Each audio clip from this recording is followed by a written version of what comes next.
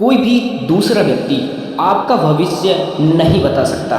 ऐसे ही एक कहानी है एक बंदे की, जो कि बंदा एक 7 साल का था। एक ज्योतिषी ने उसका हाथ देखा और कहा कि तुम विदेश नहीं जा सकते। उसको यह बात हमेशा याद रहने लगी। फिर उसके बाद उसको एक दिन सोचने लगा कि मैं क्या कर सकता हूँ। तो उसने एक बिजनेस स्टार्ट किया और बिजनेस के सिलसिले में कुछ उसको यहाँ विदेश जाना था, मलेशिया।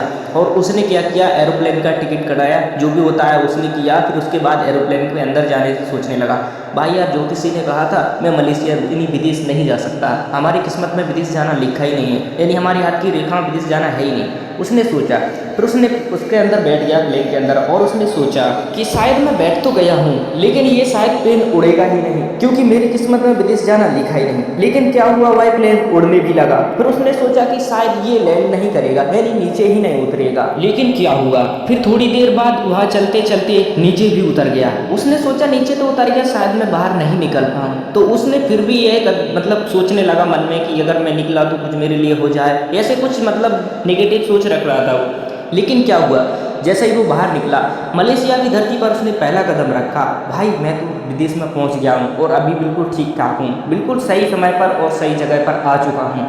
भाई फिर क्या हुआ, उसने चलते चलते गया एक एसटीडी के पास और उस बंदे को फ़ोन किया, उस ज्योतिषी को फ़ोन किया और कहा, भाई तू तो कह रहा था मेरी किस्मत में विदेश जाना लिखा ही नहीं है, मेरी हाथ की रेखा ही नहीं बता रही है, साले तेरी चड्डी में आके बम लगाकर फोड़ दूंगा। भाई समझ में आया, तूने कितनों की ज़िंदगी खराब की है, कितनों की ज़िंदगी बर्बाद की है। बता आज से ये काम बंद कर दे, नहीं तो साले तुझे जिंदा ही ज़मीन में गाड़ दूंगा।